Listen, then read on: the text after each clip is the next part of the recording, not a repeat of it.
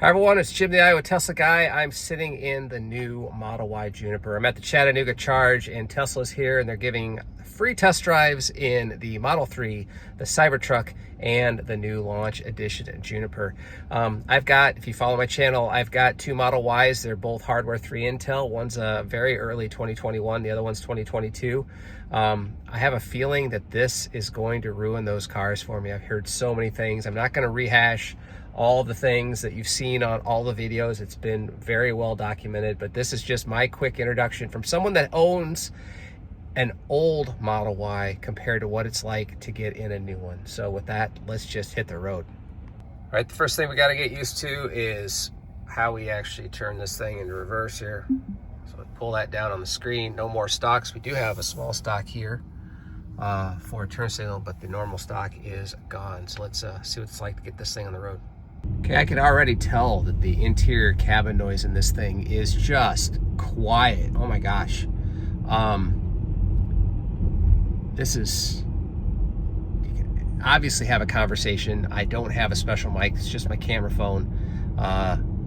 And you can definitely tell the cabin noise is better. As far as the steering wheel, I have to admit, I don't like their stitching on the back of the steering wheel. And it's not on the bottom, I guess, where it used to be. I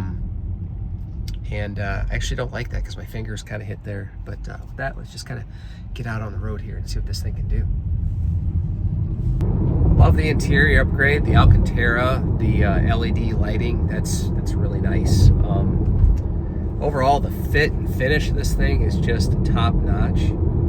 But it also has the same feel of home, like I've used to with my Model Y for a long time. It still feels like a Model Y at its core. We just went over some railroad tracks.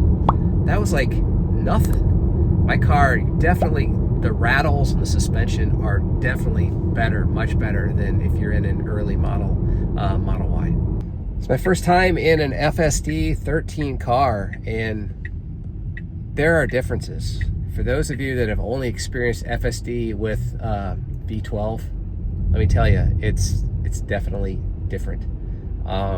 It's smoother, it's more confident, the steering wheel doesn't jerk, the speed is spot on. I have it set in standard, and it's set to 30, and it's going 30. My Model Y would never do this.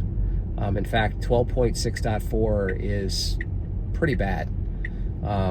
It's quite bad. It's very clear that the capabilities of this car are very different than if you own an early hardware 3 Model Y. All right, I turned on the ventilated seats, and you can definitely feel it. It didn't kick on instantaneously, but I could feel it from kind of my middle back all the way up to the, I guess, the edge of the seat. That's actually quite nice, quite nice. Next thing you're gonna see, it's a little bit different also in this car, is the turn signal. It does have a turn signal stock, but it's really lightweight. It doesn't click down. It's just a slight up and down. A lot of people said it feels kind of flimsy.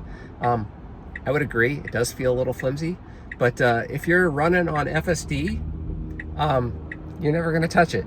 Of course, another key difference is the screen in the back. If you've got passengers in the back, I've highlighted a lot of aftermarket screens, but you know, there's nothing like having a bespoke screen put in there by actually Tesla themselves, all fully integrated. That's a really nice feature. Now, the ventilated seats, which are on, are only in the front. They're not in the back, but the back are heated. But the center back seat is also no longer heated. Apparently they just decided that nobody used it, so why include the cost? But that's what they did.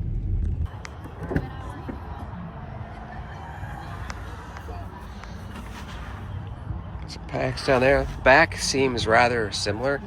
Of course, another big difference are the seats that motorize up and down. That's really nice.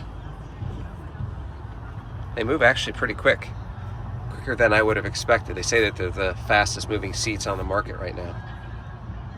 Other than that, it's all very familiar, all very Model Y familiar if you're used to Model Ys. All right, those are my thoughts on the new Juniper. This is a really nice upgrade. Did it ruin my Model Y? I have to say, no, it didn't. My 2021 Model Y is still an outrageously good car, and it feels good. If you can get away from the noise and the rattle and the wind noise and the suspension a little bit, 100%, this is a good upgrade, but not required upgrade. But will I be upgrading? Well, we will see. So that's what we got. Thanks for checking in. Hopefully you enjoyed this quick video. If you did, I appreciate you tapping that like button. And if you're new to the channel, subscriptions are always welcome. And if you're looking to pick up a Tesla, make sure you use a referral link. Use any referral link you want, but if you want to use mine, iowateslaguy.com, that would be great. Thanks so much for watching. We'll catch you on the next video.